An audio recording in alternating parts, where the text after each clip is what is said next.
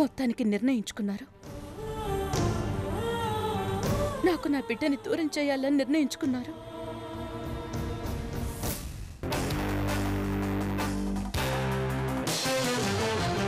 శిఖరం శిఖరం శిఖరం శిఖరం. ఈ ఇల్లు వదిలిపెట్టి వెళ్ళడం నాకు ఇష్టం లేదక్క. అందుకే నా ప్రాణం నా బిడ్డలో పోసుకొని మళ్ళీ తిరిగి వస్తాను.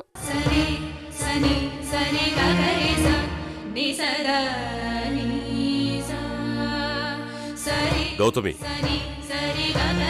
జరగని వాటి గురించి ఎందుకు, వెళ్దాం పద. ఒకవేళ జరిగితే?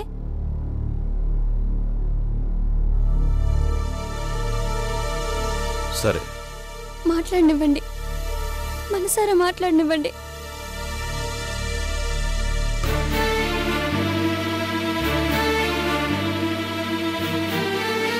అక్క, ఈ ఇంటికి ఆయన వేలు పట్టుకొని వచ్చిన జీవితం నడిచింది మాత్రం నీ వేలు పట్టుకొని.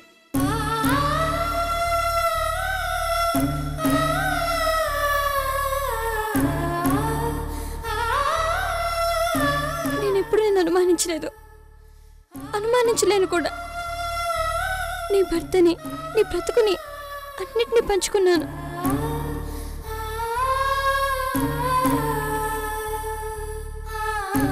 నువ్విచ్చినవన్నీ తిరిగిచ్చి, నువ్వు అడిగిన బిడ్డను కూడా తిరిగిచ్చి నేను వెళ్ళిపోతానక్క.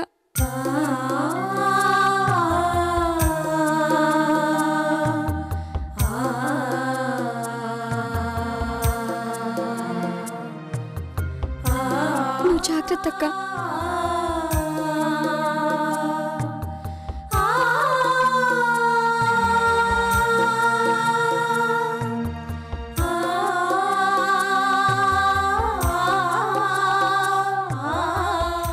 చూసి మా మాస్టర్ గారికి అమ్మగారని చెప్పుకోవడమే కానీ కనీసం మిమ్మల్ని పలకరించే అదృష్టం ఉంటుందో లేదో అనుకునేదాన్ని.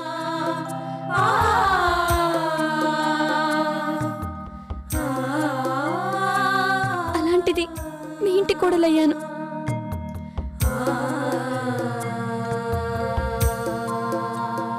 మిమ్మల్ని అత్తయ్య అని పిలవగలిగాను.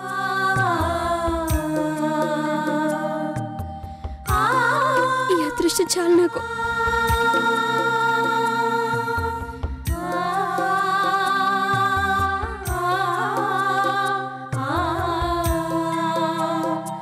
గౌతమి ఇలా వచ్చేలా వెళ్ళిపోయింది అనుకోవద్దు. నేను మనవడిగా తిరిగి వస్తాను.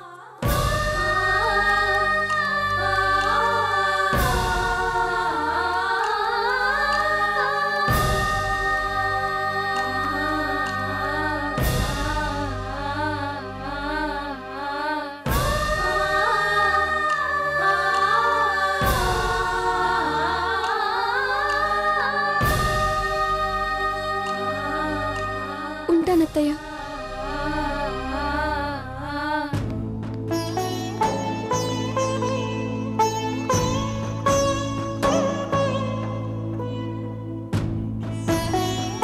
మారిన మనిషిగా మీకు చెప్పాల్సిందేమీ లేదు.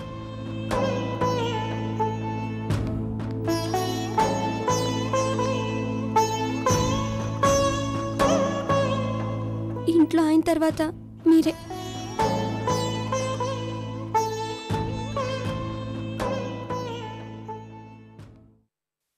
అది గుర్తుపెట్టుకోండి చాలు.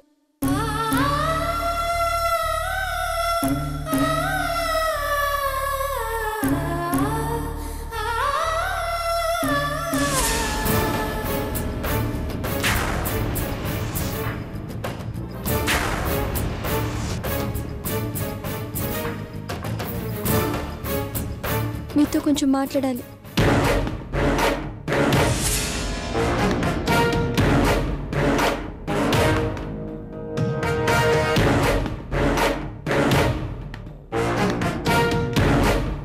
చెప్పమ్మా. అందరి ముందు కాదు, మీతో మాత్రమే మాట్లాడాలి.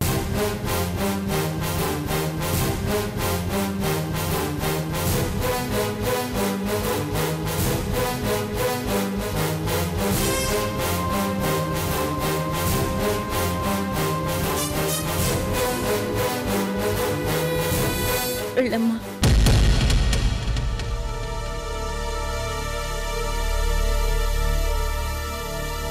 తనేం మాట్లాడాలనుకుంటుందో మాట్లాడి.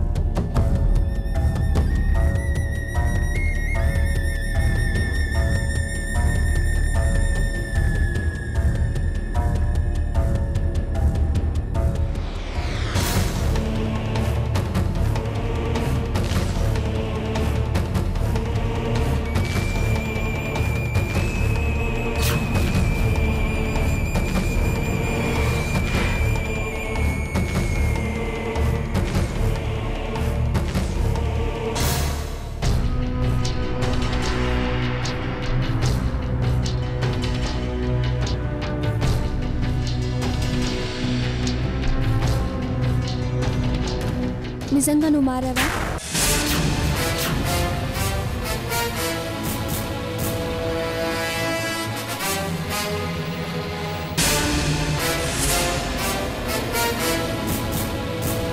మార్పు మనిషిలోనేనా, మనసులో కూడా వచ్చిందా?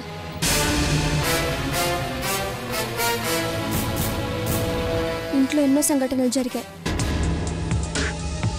నన్ను ప్రాణంగా అభిమానించే అనసూయక్క నన్ను అనుమానించింది. తినే అన్నంలో విషప్రయోగం జరిగింది. కారణం ఎవరో తెలీదు. ఫోన్ మాత్రం వచ్చింది. తాకే జ్యూస్లో కూడా విషయం కలిసింది. అందుకు కారణం ఎవరో తెలీదు, కానీ ఫోన్ మాత్రం వచ్చింది.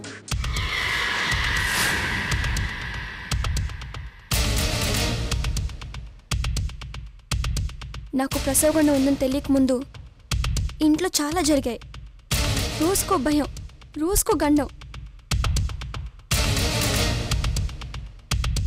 కానీ నాకు ప్రసవగండం ఉందని తెలిసిన దగ్గర నుంచి ఏ ఫోన్ లేదు, ఇంట్లో ఏ భయం లేదు. ఎవరో చెప్పినట్టు అన్నీ ఆగిపోయాయి.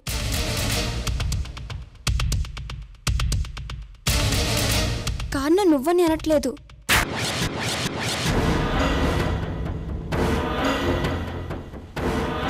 కానీ కారణమైన వాళ్ళు మాత్రం మన మధ్యలోనే ఉన్నారు. ఎవరు? అక్క? ఆయన? నేనా? మీ ఆయన? అత్తయ్య? మనం ఎవరం కాదు, కానీ మన మధ్యలోనే ఉన్నారు. వాళ్ళు ఆడిస్తున్నారు, మనం ఆడుతున్నాం. భయపెడుతున్నారు, భయపడుతున్నాం. నిజంగా నువ్వు మారుంటే సంతోషం. ఈరోజు నేను ఇలా ఎందుకు మాట్లాడుతున్నానంటే మళ్ళీ మాట్లాడే అవకాశం నాకు రాదు కాబట్టి. ఎన్ని రోజులు నేను ఏదైనా మాట్లాడినా అది ఆయన నమ్మకాన్ని అనుమానించినట్టు ఉంటుంది. అందుకే నేను మాట్లాడలేదు. ఆయనతో పాటు వెళ్తున్నాను. తిరిగి నేను రాను. నా బిడ్డతో పాటు ఆయన మాత్రమే వస్తారు. అందుకే నా బాధ్యతలు కూడా నీకే అప్పగించి వెళ్తున్నాను. ఇల్లు జాగ్రత్త, ఇంట్లో మనుషులు జాగ్రత్త, నీ కోడల స్థానం జాగ్రత్త.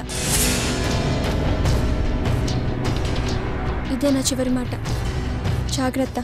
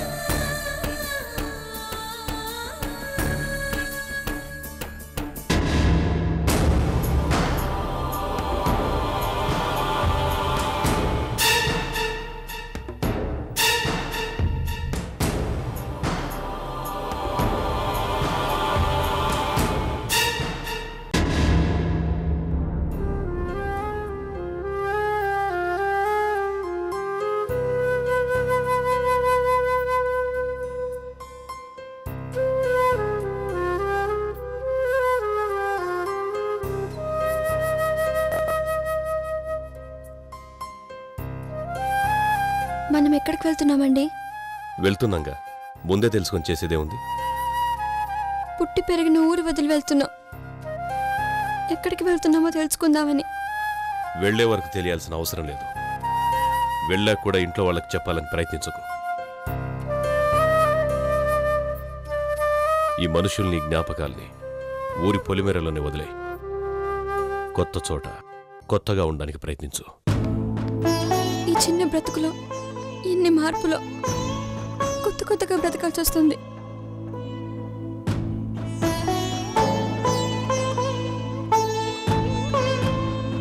ఒక్కసారి నాన్న వాళ్ళకి చెప్పేద్దామండి.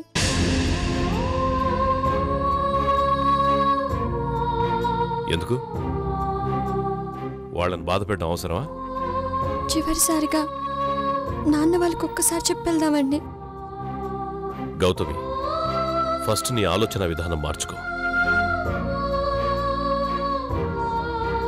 చివరిసారి అని నీ ఆయుష్ నువ్వే తగ్గించుకోకు.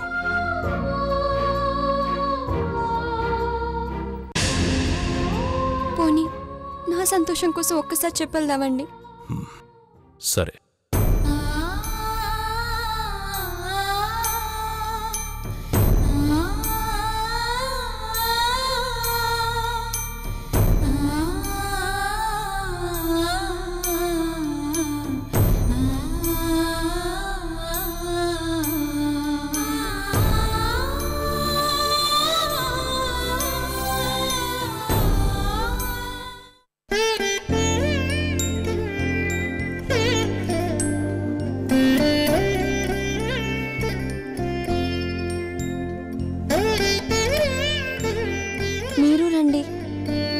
వద్దులే గౌతమి, మీరు మాట్లాడుకునే మాటలు నా నమ్మకాన్ని కూడా తగ్గిస్తాయి. నువ్వే వెళ్ళి చెప్పేసిరా. గౌతమి, వాళ్ళు నన్ను అడిగితే నేను బయటున్నానని చెప్పు. వెళ్ళు. గౌతమి, వెళ్తున్నానని చెప్పకు, వెళ్ళొస్తానని చెప్పు. వెళ్ళు.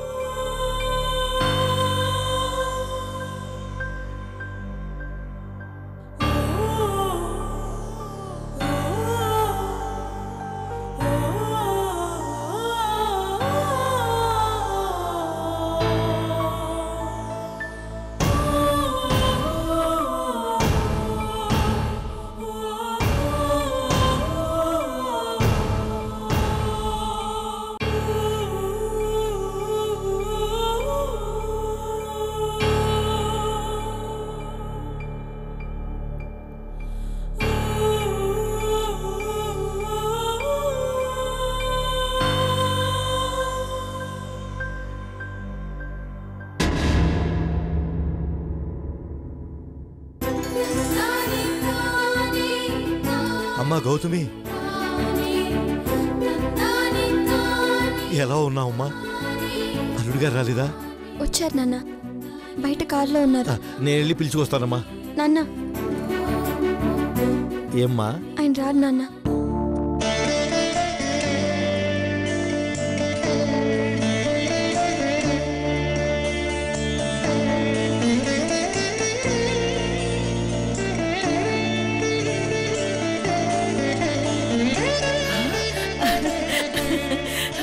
అమ్మా గౌతమి,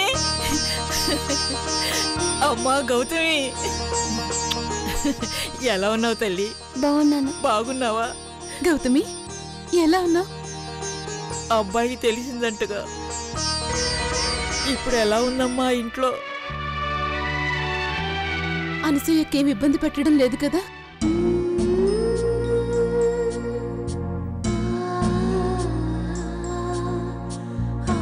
నిజం నువ్వు దాచిపెట్టావు, అది మేం దాచినట్లయిపోయింది. చూసావా? మీ నాన్నని తెలిసే ఇలా ఎందుకు చేశారు అని ఈశ్వరబాబు అడిగితే సమాధానం చెప్పలేక నా బిడ్డ కన్నీడు పెట్టుకొని వచ్చేశాడు.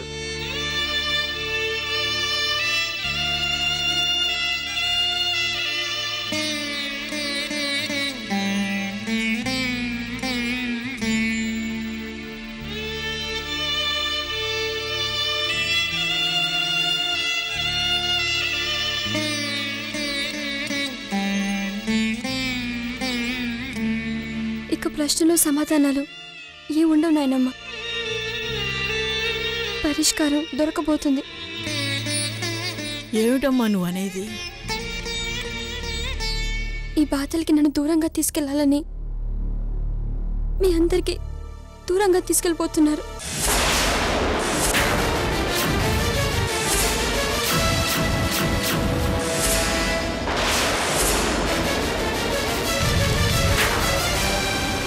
గౌతమి, గౌతమి,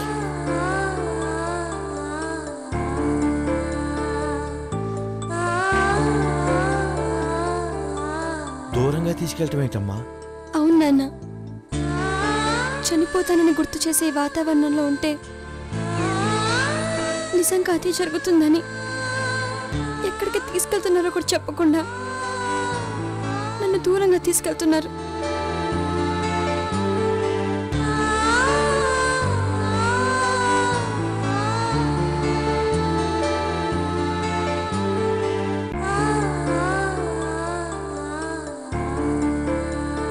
దేవిదాస్ గారి మాట తప్పదమ్మా.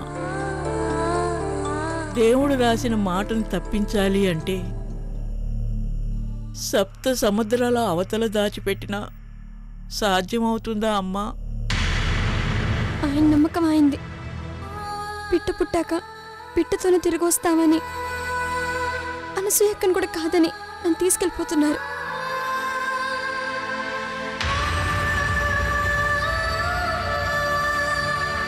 బిడ్డ పుట్టాక తిరిగి వస్తారా? అది జరిగే పనేనా? దగ్గరగా ఉంటే ఉన్నన్ని రోజులు అప్పుడప్పుడైనా చూసుకునేవాళ్ళం. దూరంగా వెళ్ళిపోతే ఎలా అమ్మా? వద్దని చెప్పమ్మా. ఈ ఊరి దాటిపోయాక సాధించేది ఏమి ఉండదు. నిన్ను మాకు దూరం చేయడం తప్ప. ఆయన మాట కాదనే ధైర్యం నాకు లేదు నానమ్మ.